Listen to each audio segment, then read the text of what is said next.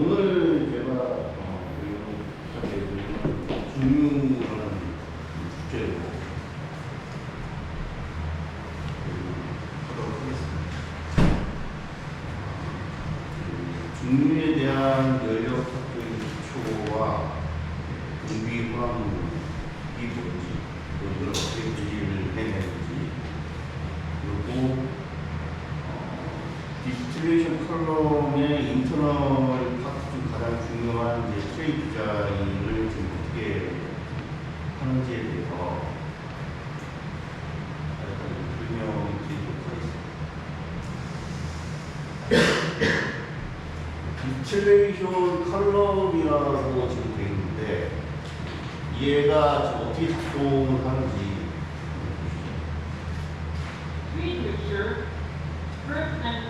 피드가 된답니다. 아니, 리퀴드가 이제 피드로 든가요. 그래서 아웃풋만으로 떨어져서 서프로 떨어집니다. 그래서 바탕면은 레벨이 차면 빠지기 시작하고 이 보일러로 리퀴드가 액이 들어오게 돼요.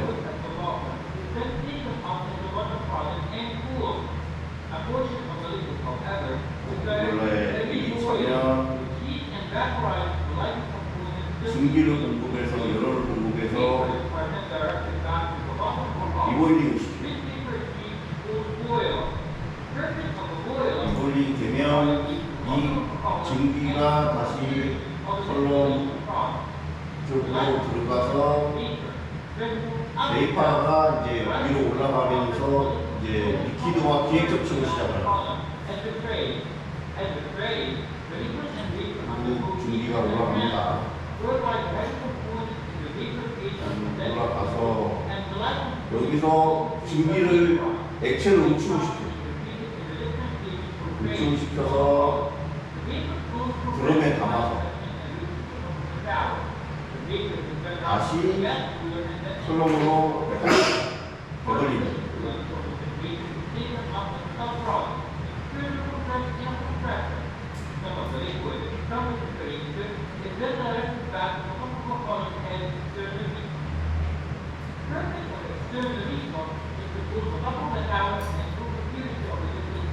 자, 다들 연력학 배우셨죠?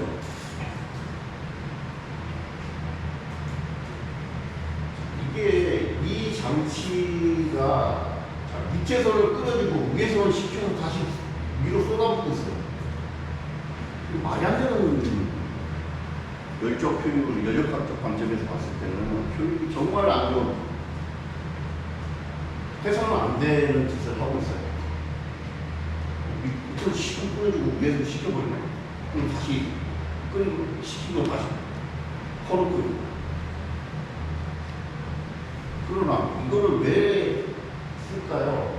자, 30%의 에너지가 과잉으로 사용되고 있고 공급되는 열의 80%가 그냥 로스로 빠집니다. 그리고 전체 석약 산업의 에너지 사용량 중에 약 19%를 여기다 쓰고 있어요. 근데 왜 이걸 쓸까? 90에서 95%의 분리를 얘를 통해서 하고 있어요. 이게 분리가 너무 좋아. 분리가 너무 잘 돼요. 그래서 이 말도 안 되는 에너지 밸런스 에피션시를 내고 있는 장치이긴 하지만 디스틸레이션 컬럼을 쓰고 있습니다. 이제 다들 배우셨을 거예요. 자유도. 자, 자유도는 2 빼기 P는 페이스, C는 컴포넌트. 이 의미가 뭐냐? 자, 벤젠과 톨루엔이 지금密閉된 용기에서 기획형용 상태에 있다라고 가정했을 때, 지금 여기에 페이스는 기체와 액체 2개입니다. 자, 컴포넌트는 벤젠과 톨루엔 2개죠. 그리고 자유도가 2개. 최소 액상의 몰 분율과 기상의 몰 분율, 그 다음에 압력, 온도, 이 변수들 중에 최소 2개를 알아야 나머지 변수를 알 수 있다는 거예요. 고정이 되어 있어요. 이게 얘들 두 개를 알고, 온도 압력을 알고, 기상 뭐 톨루엔의 조성을 알든, 액상의 톨루엔 조성을 알든, 최소 두 개의 변수를 알아야만 나머지 변수들을 찾아낼 수가 있다라는 그런 개념입니다.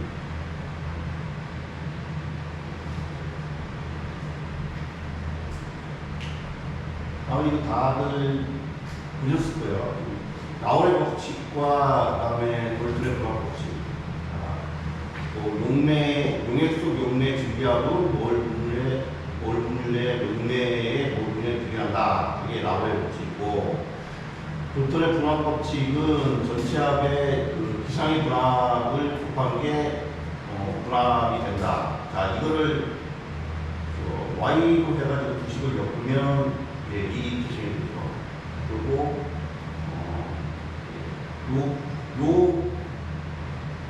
PIV라고 표시가 된 게 이게 포화진 기압을 나타내는 거고, 이걸 안토니케이션으로 지금 A, B, C 다 상수입니다. 이게 온도만의 함수고, 자, 온도가 올라갔을 때 포화진 기압은 올라갑니다. 이게 뜻하는 게 포화진 기압이라는 게 처음에 액체를密閉된 용기에다가 딱 담아두면 서서히 베이퍼라이징이 되면서 증기가 발생합니다. 어느 정도 증기가 발생이 되고 나면 이게 서서히 응축이 되기 시작합니다. 증발되는 속도와 응축되는 속도가 같아지는 시점에 기체의 압력을 포화진기압. 이게 뜻하는 바가 뭐냐면, 포화진기압 그 시점부터 액체가 끊기 시작합니다. 기화가 되기 시작한다라고 이해를 하십니다. 그러면 포화진기압이 높은 물질은 어떻게 되죠? 잘 끓어요? 못 끓어요? 증발이 잘 돼요? 증발이 안 됩니다.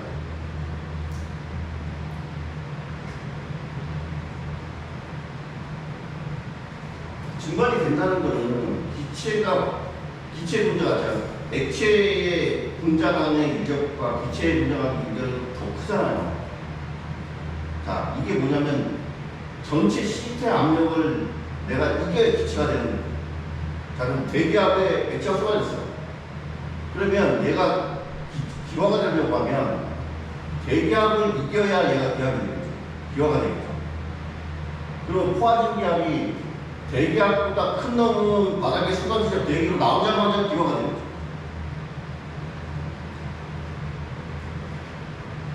어렵습니다.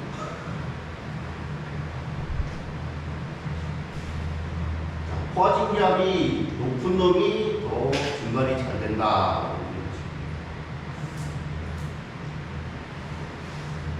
다음 개념은 평형상수라는 값인데, 이게 기상의 조건과 액상의 조건의 비라고 이해를 하시면 되고, 아까 라우레 법칙과 돌톤 이퀘이션을 조합한 그 이퀘이션을 풀면 지금 포화진기압을 전압으로 나눕니다. 이게 이제 그 기체 상수라고 표현을 합니다. 이게 뭐냐? 자, 이게 기체 상수가 크다는 거는 액상에 존재하는 것보다 기상으로 존재하는 놈이 많다는 거고, 그만큼 기화가 잘 된다고 이해를 하죠. 이게 이제 아이디어 솔루션이나 아이디어 가스일 경우에 이제 이 이퀘이션을 쓸 수 있는데, 이게 만약에 넌 아이디얼 솔루션이다라면 암살하는 변수가 하나 더, 그리고 아이디어 가스다라면 그 변수가 하나 더. 이거는 그냥 어떤 상수값이 아닙니다. 상당히 복잡한 이퀘이션으로 이제 풀어내야 되는데, 요 이퀘이션을 풀어내는 방법 중에 하나가 이제 NRTL과 유니폼 모델이다라고 지금 얘기가 적혀 있는데, 이건 제가 뒤에 따로 설명을 드릴게요. 자, 이게 아이디얼 솔루션과 아이디얼 가스를 적용하는 케이스는 학부 때 학생들 가르칠 때 적용을 하는 거고, 이해도가 이해하기 쉽게 거의 대부분의 실 현장은 논아이디어이다라고 이해를 합니다. TXY 정도라는 게 있는데요. 여기를 보시면, 자, 평행 상태의 한 일정 온도를 알면, 이게 파란색이 액상의 조성이고, 초록색이 기상의 조성입니다. 자, 예를 들어서, 자, 95도를 기준으로 했을 때, 액상의 조성은 쭉 내려가면 0.4, 40%. 자, 기상의 조성은 쭉 내려가면 63%가. 그리고 나머지는 두 개를 더하면 1이 돼야 되기 때문에 나머지를 다 알 수가 있겠죠. 자, 이게 중류의 원리를 간략하게 설명을 하면, 평형 상태의 액상의 조성과 기상의 조성은 같지가 않다. 이게 중류의 원리입니다. 무슨 말이냐? 104도의 평형 상태에 있을 때 지금 벤젠의 기상과 액상의 조성은 다릅니다. 톨루엔의 기상과 액상의 조성이 다 다르죠. 다 다릅니다. 달라야 분리가 있는 거예요. 자, 톨루엔은 액상의 조성이 높아요. 기상보다. 이건 뭐다?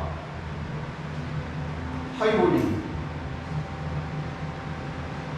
110도 근처에서 톨루엔만 남는 거예요. 자, 기상의 조성이 더 크다. 이거는 볼륨 공차가 낮은 놈입니다. 그러면 80도에서 벤젠만 남는 거예요. 그래서 분리가 있는, 이거 비점차라고 얘기를 하는데, 실제적으로는 평형 상태에 이르렀을 때의 기상의 조성과 액상의 조성이 서로 달라져야 분리가 일어나요. 그래야 분리가 가능하겠죠.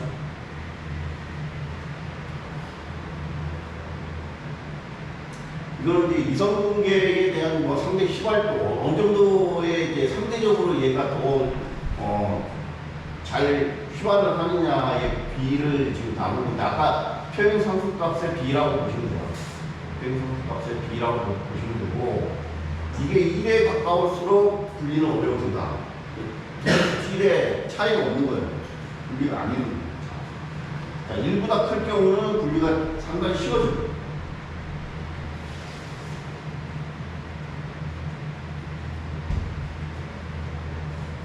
일보다 갈수록 커브는 점점 이제 커지면서 분리가 점점 쉬워진다라는 개념을 지금 나타내고 있고요. 근데 지금 여기서 보시면 상당히 이런 커브들은 아이디어라는 물질이라고 보시면 돼요. 참 깔끔하게 지금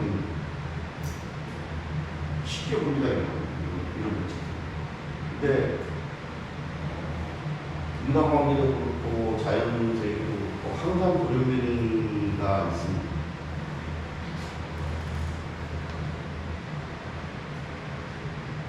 이런 식으로 기상과 액상의 조성이 같아지는 이런 애들이 생깁니다. 아까 제가 말씀드렸죠. 액상의 조성과 기상의 조성이 평형 상태에 이르렀을 때 달라져야 분리가 일어나는데, 얘들은 같아져요. 한 포인트. 이거 어떻게 분리지?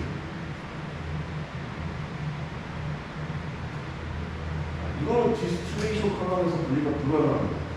컬럼을 무한대 단수를 집어넣든, 컬럼을 무한대 개수를 갖다 넣든, 자, 요걸 이제 아젠트로피 믹스처라고 부르고 아젠트로피 포인트라고 부르는데, 이 포인트를 디스틸레이션으로 넘어갈 수가 없어요. 분리가 불가능합니다. 자, 그러면 저희 석유 성공장 예를 들면 뭐냐면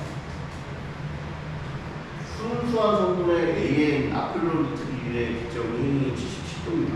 77도 정확히 17.3도인데, 자, 물의 기점은 100도. 둘 사이의 기점 차는 23도.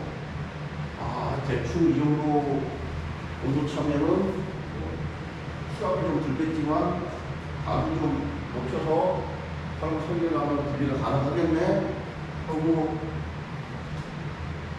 투자를 해서 공략을 쳤어.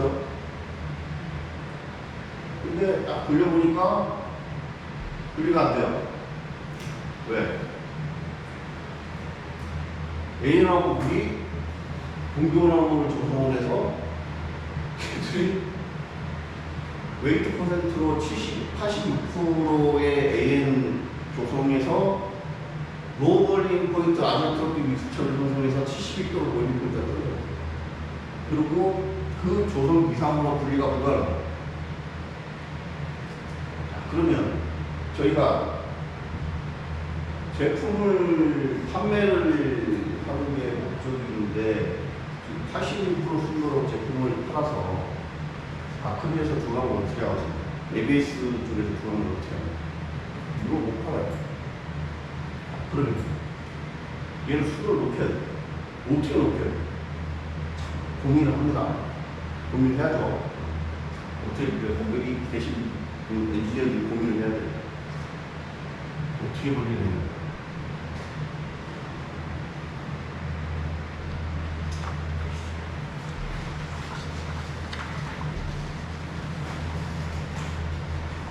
이거는 이제 서버라이팅이 이제 어떤 모델식으로 이런 아이디어한 이런 거를 이런 커브를 수식화할까를 고민을 하는 겁니다. 이게 이제 크게 보면 EOS 모델과 액티비티 코에피션트 모델이라고 두 모델로 나눌 수가 있어요. EOS는 말 그대로 그냥 이케이션 스테이트 상대방 인식이라고 이해할 수 있고, 액티비티 코에피션트 모델은 이제 VLE 표현 상태에 있는 두 물질을 표현하는 모델식이라고 보시면 돼요. 그래서 자, 물질이 극성이냐 비극성이냐, 자, 이게 전해질이 해리가 되냐 안 되냐. 자, HCl 같은 경우는 물에 이온 상태로 해리가 되기 때문에 일렉트로를 할 때 NaCl 써라. 자, 이게 아니다. 그리고 10바보다 낮냐 10바보다 높냐. 높으면 상태 방정식 레드릭 펜로빈슨이나 레드릭 팡소 이키시로 써라. 그 다음에 유닛 10바보다 적을 때는 NaCl 넌레몬 트리피드 유니화, 윌슨, 유니팩 이 메소드를 써서 자, 이 비이상성의 커브를 수식화해서 모델링 해라라는 이게 왜 중요하냐. 지금 예전에는 저희 선배 엔지니어들이 인플레이션 파동을 설계를 할 때 전부 수계산으로 설계를 하고 정말 노가다를 했어요. 반복해서. 요즘은 그렇게 하지 않습니다. 시뮬레이션 프로그램을 써서 지금 하고 있는데, 그게 가장 지금 많이 쓰는 툴이 아스펜 플러스와 프로2라는 두 프로그램을 쓰고 있어요. 프로2는 좀 이제 가격이 싸요. 페트로케미칼 쪽보다는 정유사 쪽하고 가스 프로세스 그게 많이 적용을 합니다. 근데 둘 다 큰 차이는 없어요. 별거치 같다고 이해하시면 되는데, 다만 디폴트로 들어가 있는 물질 케미칼 종의 바이너리 파라메터 값의 데이터 디폴트 저장되어 있는 양이 다릅니다. 거의 한 3배 차이. 그러니까 프로2는 거의 대부분의 지금 석유화 1, 2, 3 공장, 화성 공장에 다루는 물질들의 아이오닉 파라메터들이 없습니다. 그걸 다 찾아서 넣어줘야 돼요. 근데 아스펜 같은 경우는 거기에 7, 80%는 아마 들어가 있습니다. 그렇기 때문에 비싸더라도 아스펜을 많이 쓰는데, 어제 기사를 보니까 북한의 김책 공대에서 아스펜 플러스를 이용해서 신공정 기술 개발을 하고 있다라는 기사를 봤어요. 참 웃기죠. 미국 그렇게 싫어하는 거. 아스펜 플러스가 미국 1970년도에 이제 그 석유 파동이 일면서 에너지를 어떻게 효율화하고 이거를 디스트리뷰션 하려면 저렇게 막 이제 30%, 60% 에너지 로스가 많고, 이게 수계산으로 들어가다 보니 세이프 팩터가 많이 들어가가지고 너무 로스의 에너지 소비 높은 거예요. 자, 이걸 한번 최적화시켜보자 해서 미국 에너지선과 MIT 국가대학의 화공과가 손을 잡고 아스펜 프로젝트라는 프로젝트를 하면서 그때 만들어진 프로그램이 아스펜 프로젝트입니다. 이게 81년도에 이제 상용화해서 프로그램을 판매하기 시작했습니다. 지금은 거의 대부분 60국가 이상에서 이 프로그램을 사용을 해서 기술 개발을 하고 있습니다. 그리고 지금 아사히나 UOP의 2공장 PDH 프로세스도 아스펜을 통해 가지고 기술 개발을 했고, 그리고 아사히의 AM 프로판 공법도 아스펜을 통해 가지고 개발을 했다라고 되어 있습니다. 거기에 이제 가장 시작점이 물질의 프로퍼티 메서드라고 하는, 어떤 식으로 이걸 풀어낼래라는 거를 규정을 해줘야 돼요. 거기에서 물질마다 프로틴의 AM 같은 경우는 지금 AM 상공장 프로세스는 여기, 이 중에서도 뭘 쓸까요? 골라봐야겠다. 인지니어가. 이공장 프로세스 이거 써야 됩니다. 뭘 쓸까요? 다 골라봐요. 답이 없어요. 내 프로세스에 맞는 프로퍼티 메서드를 내가 찾아야 돼요. 요거는 좀 이해하기가 좀 쉽지 않을 거예요. 이게 왜냐면 연력학을, 3대역학을 군대에서 다 배우고 있는데, 요 모델식에 관해서 배우는 요 파트만 배우는 게 성공만 하고 있어요. 이해하기 쉽지 않아요. 화공도 이거를 이 파트까지 다루는 학부가 있고 다루지 않는 학부가 있다고 들었어요. 근데 대부분이 다루진 않습니다. 너무 어려워서. 근데 이거를 NRT 논랜드 투리키를 이걸 어떻게 내비게이션 해가지고 어떻게 수식화해야 하느냐가 관점이 아니라 저는 그런 연구소에 있는 사람들이나 박사를 나갈 때 하는 거고, 저희는 이 이케이션을 언제 어떻게 응용해서 쓰면 된다라는 정도로 알고 있습니다. 이거는 별도로 필요할 때 아스펜을 다룬다거나 그럴 때 그때 다시 한번 전문가들하고 얘기하고 내부적으로 우리 검토를 스터디를 좀 해야 됩니다. 중류의 원리는 아까 제가 말씀드렸고, 기상과 기상의 조건이 달라야 정보가 일어난다. 근데 이게 같아지는 놈이 있더라. 이 같아지는 놈은 분리가 안 되니 이거 어떻게 분리를 할래?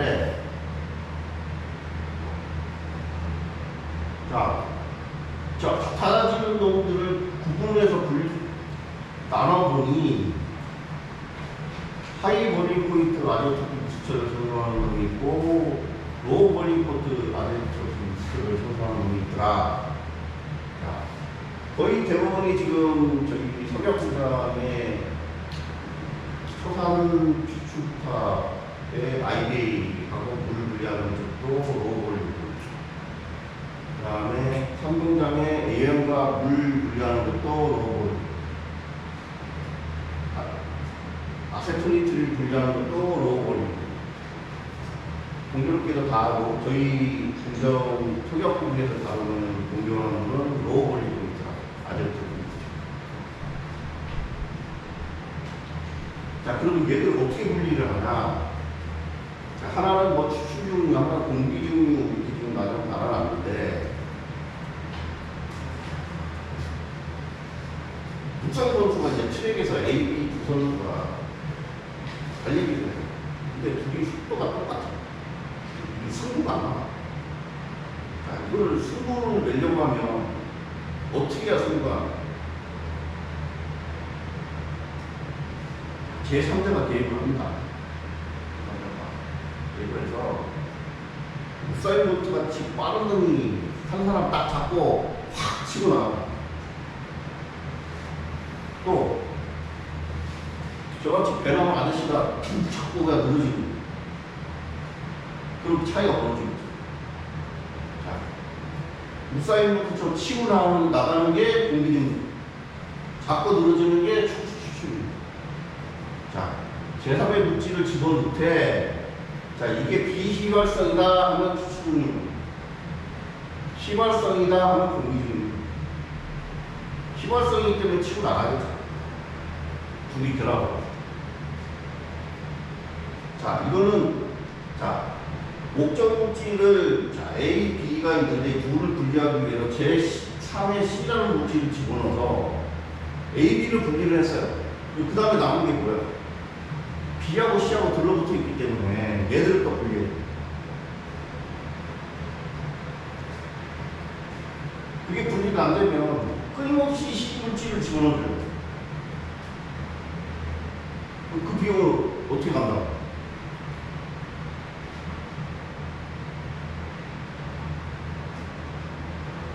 또 한 방법은 이제 이거 제3의 얘랑 들러붙는 물질이 없어. 와, 이걸 어떻게 분리를 해야지? 막 고민하고 하다 보니 막 물을 찾아보고 아스펜에 바이오린 파라메트 값을 해서 막 돌려보고 앞 바꿔보고 막 하다 보니까 얘는 압력을 올리고 압력 변화에 따라서 아제토피 포인트가 바뀌어. 그래? 그러면 먼저 앞쪽 칼럼을 압을 바꿉니다. 압을 바꾸고.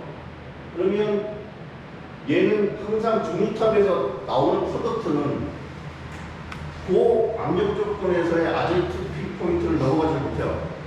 그리고 아제토피 포인트에서 얘는 나와요. 그 다음 칼럼에서 압을 딱 풀어줍니다. 그러면 얘는 이미 아제토피 포인트를 넘어가서 피드가 돼요. 그럼 중류가 됩니다. 추가 중류에서 고순도에 묻히고 호수가 됩니다. 이거 이제 프레시 스윙 디스플레이라고 하는데, 지금 앞쪽에 추출중이라고 부르는 그게 이제 상공장의 리커버리 컬럼이 AN하고 아세토니트를 이방으로 추출중류를 하고 있고, 공기중류는 지금 밀공장의 초산 타수탑의 IBA하고 물이 공기중류를 통해서 초산에서 물을 분리하고 있습니다. 그리고